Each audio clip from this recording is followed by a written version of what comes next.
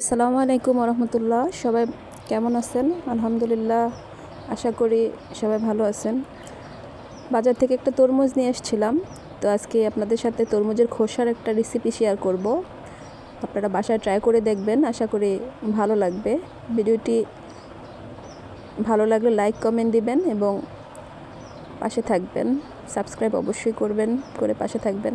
তো এখানে আমি তরমুজগুলা কেটে খোসাটা আলাদা করে নিচ্ছি এবং খোসার যে উপরের অংশ সেটা শক্ত অংশটুকু ফেলে দিচ্ছি কেটে। তারপর টুকরো টুকরো করে নিব। আপনারা বাসায় রেসিপিটা ট্রাই করতে পারেন, আশা করি অনেক ভালো লাগবে।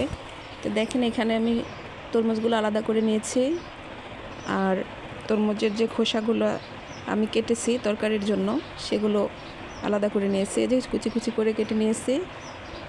আর অপর পাশে আমি ডাল সিদ্ধতে বসাই দিয়েছি, মসুর ডাল সিদ্ধ বসিয়েছি। যে এখন আমার ডাল যখন সিদ্ধ হয়ে আসছে মোটামুটি, তো আমি তরমুজগুলোর ভালো করে ধুয়ে নিয়েছি। ধুয়ে এখন ডালের মধ্যে দিয়ে দিচ্ছি।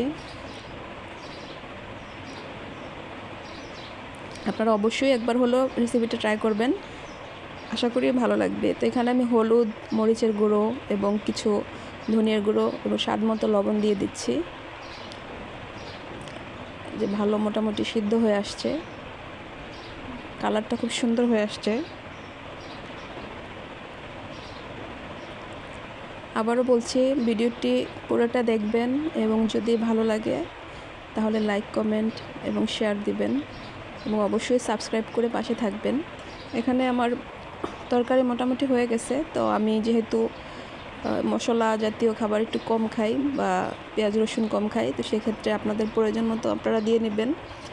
আমি এখানে অল্প অল্প দিচ্ছি।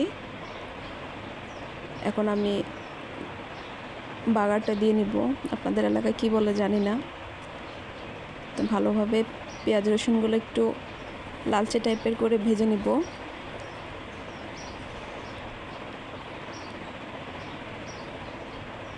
আমি আজ খুব সিম্পলভাবে আমার ঘরোয়া পরিবেশে আপনাদের সাথে ভিডিওটি শেয়ার করছি।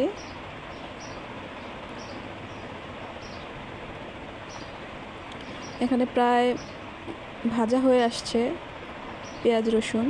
তো এখানে আমি তরকারির মধ্যে দিয়ে দিব। আমি আবারও বলছি, যেহেতু আমি মশলা কম খাই, আপনারা আপনাদের প্রয়োজন অনুযায়ী দিয়ে নেবেন। ভাজা হয়ে গেছে, দিয়ে দিলাম। এই যে দেখেন, এখন তরকারিটা আলহামদুলিল্লাহ খুব সুন্দর হয়েছে। আমি এই যে এখন ধনিয়া পাতা দিয়ে দিচ্ছি। কিছুক্ষণ নেড়ে চেড়ে আমার তরকারি মোটামুটি কমপ্লিট হয়ে যাচ্ছে।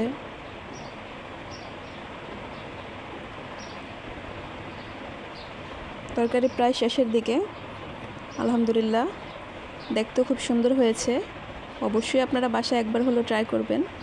এই যে শেষ, দেখেন তরকারিটা কত সুন্দর কালার হয়েছে, আলহামদুলিল্লাহ।